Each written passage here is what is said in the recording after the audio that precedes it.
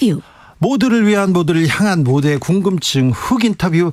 최근 국민의힘의 가장 큰 고민이 전광훈 목사 관계를 어떻게 정리하는지라고 합니다. 전광훈 목사는 멈출 기색이 없어요. 오늘 기자회견을 열고 오히려 정치인들, 종교인한테 이렇게 감시받아야 된다, 다 내 얘기 들어야 된다, 이런 얘기까지 하더라고요. 그래서 좀 들어봐야 되겠습니다. 황교안 전 미래통합당 대표, 어서 오세요. 예, 안녕하십니까. 네. 황교안입니다. 잘 지내시는지요? 잘 지냅니다. 네. 아니 뭐 대표님은 항상 이렇게 잘 지내시는 것 같아요. 항상 좋아 보이세요. 흐트러짐이 없어요. 지난번에 뭐 하여튼 당 대표 네. 뜻을 다 이루지 못했지만 네. 그러나 네. 제가 소기의 성과는 또 얻었기 때문에 네. 우리 동지들과 함께 예. 가고 있고 네. 뭐 좌절하고 힘들어할 일이 아니죠. 네. 예. 점잖은 성격 이렇게 해가지고 주변에 적도 별 없다, 이런 얘기 많이 들었어요. 검사 시절부터 그 이후에. 그렇습니까? 황교안 대표는 그렇죠. 당대표 시절에도 다른 사람들 얘기를 많이 들어주느라고 오히려 곤욕 치른 것도 제가 알고 있습니다. 그런데 전광훈 목사하고는 이렇게 조금 갈등이 있습니까? 고소하셨어요? 제 그동안 뭐 많은 적들로부터 공격을 많이 받았습니다. 네. 나중에 그 기회를 한번 좀 주시면 말씀드리겠습니다. 따로 할까요? 그리고 오늘은 네. 전광훈 목사님에 네. 대해서 제가 최근에 네. 두 차례에 걸쳐서 고소를 했습니다. 그래요? 직접요? 예, 뭐 제가 공천 과정에서, 사회로 공천 과정에서 네. 50억 원을 받았다. 그래요? 예. 네. 정말 말도 안 되는 얘기를 했고. 전광훈 목사가요? 그러니까. 네. 예, 뭐 방송을 했어요. 예. 그래요? 예. 그리고 돈 받은 적은 없다. 물론이죠. 그래서 고소했고. 예. 그리고 또 이제 제가 그래서 기회를 좀 줬는데 네. 뭐 똑같은 얘기 계속 반복하고 있는 거예요. 그래서 두 번째도 마찬가지로 제가 상품권으로 네. 추석 선물을 받았대요. 3천만 원짜리 상품권 받습니까?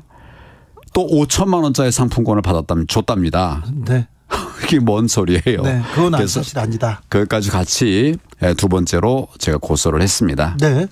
그런데요, 뭐라고 해야 될지. 보수당이 질이 멸렬하고 그 광화문에 가서 그리고 또 여러 그 세력들을 모으는데 어찌 보면 황교안 대표와 전광훈 목사가 보수 진영에서는 가장 큰 역할을 했다고도 볼 수 있잖아요.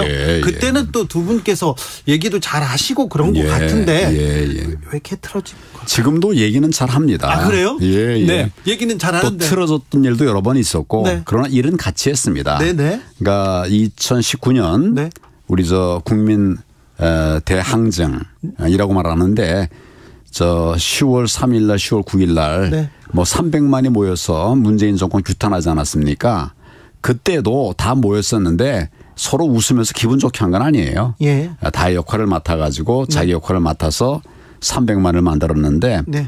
지금도 그런 상황입니다. 그런데 제가 참을 수 없는 것은 제가 공천 과정에서 돈을 받았다. 네. 한두 푼도 아니고 50억을 받았다. 네. 그거는 그래서 주 기자님도 50만 원이라고 얘기하잖아요. 네. 50억을 받았다고 하고 뭐 무슨 선물로 뭐 3천만 원 상품권 5천만 원. 그건 사실이 아니다. 네, 말도 안 되는 소리죠. 알겠습니다. 전광훈 목사가 말도 안 되는 공천을 요구하기도 했습니까?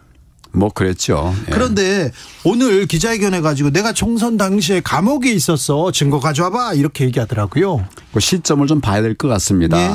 그러나 어쨌거나 저에게 그런 얘기가 들어왔어요. 네. 예, 들어왔어요. 직접 한 건 아닙니다. 그렇습니까? 직접 한 건 아닌데 그런 얘기가 들어왔어요.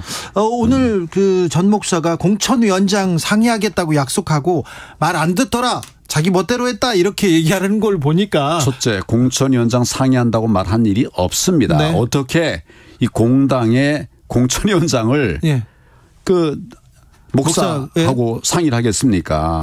제가 우리 당 안에 공관위원장을 세워보니까 잘 사람을 못 찾겠더라고요. 당 밖에 또 이제 찾아봤어요. 마땅치 않았어요. 그래서 여러 뭐 어떻게 보면 공관위원장감을 찾던 중에 국민들에게 추천을 좀 해달라 그랬습니다. 제가 추천해달라. 뭐 무슨 뭐 사람을 뽑기 위해서 뭐 절차를 밟은 게 아니에요. 그러니까 공천위원장 뭐 상의한다고 말하면 알겠습니다, 이렇게 들을 수는 있잖아요. 그런데 결국 안 지켰다는 걸 보면 대표님 뜻대로 그 절차대로 하신 거예요. 목사님 얘기 들은 게 아니라. 절차대로 한 거고. 네. 예. 자, 그런데요. 김재원 최고도 그렇고 국민의힘 내부에서도 그렇고 계속 정광훈 목사 얘기합니다. 정광훈 목사 서열이 높다든가 국민의힘에서 영향력이 있도록 크다던가 그런 얘기가 계속 나오는데 진짜 영향력이 좀. 제가 당 대표한 사람입니다. 네. 우리 당에 서열 없습니다. 아, 그래요? 그 이유도 마찬가지예요. 자기 나름대로 서열을 매겼는지 모르겠는데 네. 우리 당에 누구도 그에게 서열을 준 사람 없어요. 그래요? 뭐 이 서열 2위라는 말까지 한다고 하대요. 네. 이게 정말 말도 안 되는 말입니다. 그렇습니까? 네, 우리 공당인데 공당이 무슨 더더구나 전광훈 목사님은 네. 다른 당을 만든 분이에요. 그렇죠. 다른 당 대표예요. 예. 그런 당이 어떻게 우리가 무슨 서열을 매겨줍니까? 그런데 국민의힘의 서열 1위는 윤석열 대통령 아닙니까? 우리 당의 서열 1위는 당 대표입니다. 네. 예. 알겠습니다. 네. 아무튼 당의 국민의힘에서 계속 국민의힘에 정광훈 목사가 영향력을 끼치고 있는 거는 같습니다. 본인은 그렇게 하고 싶을 거예요. 예. 그러나 우리 당은 제가 경험한 국민의힘 앞에 뭐 자유민주당도 마찬가지고 네. 그런 영향을 받지 않았습니다. 참고는 하고 많은 의견 중에 하나로 들었죠. 네. 제가 여러 번 이제 만나기도 하고 이러면서 그 의견을 들었어요. 예, 정치인이라고 하면 또 당대표면 여러 사람들 얘기를 들을 수 있겠죠. 네, 잘 듣겠습니다. 이렇게 인사도 할 거고요. 예. 그런데 황교안 대표 시절에는 영향 듣기는 했지만 영향 미치지 않았다. 이렇게. 예, 그렇습니다. 좋은 정책 제안을 했어요. 지금은 어떻습니까? 지금 마찬가지죠. 네. 근데 정광훈 목사는 설교를 할 때요. 신도들한테 자, 돈을 내고 당원을 가입하라. 그래서 대의원이 돼야 된다. 그래서 당을 점령하자 이런 얘기를 하고 이번에 200석을 만들어줘야 된다 이런 얘기를 하세요. 정치적인 설교를. 그래서 신자들이 좀 영향력이 있다고 이렇게 보는 걸까요? 아니 뭐 200명 만들어주면 참 고마운 일이죠. 네. 예, 뭐 누구든지 와서 도와주면 고마운 일이죠. 네. 예, 그렇지만 그걸 정치적으로 악용을 해서는 안 됩니다. 네. 그 말씀도 그렇게 말한다고 그래서 뭐 예를 들어 사랑제일교회 교인들이 와서 네. 당에 들어올 수는 있죠. 네. 그렇지만 투표하는 거는 본인 마음 아닙니까? 비밀 투표인데 네. 정광훈 목사님이 어떻게 알겠습니까? 누구를 그렇죠. 투표하는지. 네. 아무튼 정광훈 목사가 정치적으로 그렇게 영향력이 크면 총선에서 정광훈 목사가 만든 당이 또 영향력이 좀 있어야 되는데. 예, 뭐 의석 하나도 못 찾지 않습니까? 예. 2191님께서 반듯한 모범생 황 총리님 국가를 위해서 더욱더 일해 주시기 바랍니다. 이렇게 얘기하는데 총리님 뭐 대표님 지금 응원하는 분들이 많습니다. 하여튼 뭐 나라를 지키기 위해서 또 네. 당을 지키기 위해서 더 네. 나아가서 민생을 지키기 위해서 저는 네. 최선을 다하고 있습니다. 부족한 점이 있으면 많이 얘기해 주세요. 알겠습니다. 네. 정광훈 목사 얘기 하나만 더 물어볼게요. 오늘 기자회견에서 정치인들이 권력을 갖고 있기 때문에 종교인의 감시가 없으면 통제가 불가능하다 이런 얘기를 하셨는데 이 얘기는 어떻게 들으셨어요? 권력자에 대해서는 네. 다양한 통제가 필요합니다. 예. 그러나 지금 전 목사님 말씀하시는 것처럼 네. 그 역할은 종교인만의 역할이 아니에요. 예. 우리 국민들의 역할이죠. 그렇죠. 종교인도 그 국민 중에 한 사람이고요. 예. 예. 자, 보수 진영 얘기를 조금 여쭤보겠습니다. 예. 보수 진영에서 국민의힘 김기현 후보가 이렇게 출범했습니다. 예. 한 달 출범했는데 김기현 대표 얘기는 없고 지금 정광훈 목사 얘기만 하고 있잖아요. 이건 뭐 좀 잘못된 거 아닙니까? 저는 사실은 어떤 이슈를 만드느냐 이것보다 더 중요한 것은 어떤 정책을 펴고 있느냐 예. 어떻게 당을 끌어가고 있느냐 그렇죠. 예, 이 점에 관심을 가져야 된다고 생각합니다. 예. 언론도 그런 면에서 좀 도와주시면 좋겠어요. 네네네. 언론이 뭐 얘기하면 또 그것이 또 하나의 길이 되니까 네. 저는 뭐 계속 당을 위해서 여러 가지 메시지도 내고 있고 그렇게 하고 있는데 네. 앞으로 거기에 관심을 좀 가져주시면 네. 고맙겠습니다. 정책보다는 뭐 다른 얘기만 나와서 조금 안타깝긴 해요. 그렇습니다. 그렇죠? 저도 제가 이제 그 총리 또 장관 때 네. 청문회를 했는데 네. 정책 얘기는 4일 동안 하는 동안 한 건밖에 없더라고요. 그래요? 다 신상에 관한 질문을 하는 네. 거예요. 최근에 법무부 장관 하셨습니다. 법무부 장관 때 대국민 질문이라고 해야 되나요? 답변을 잘했다. 그것 때문에 뭐 총리 됐다 이런 얘기도 있습니다.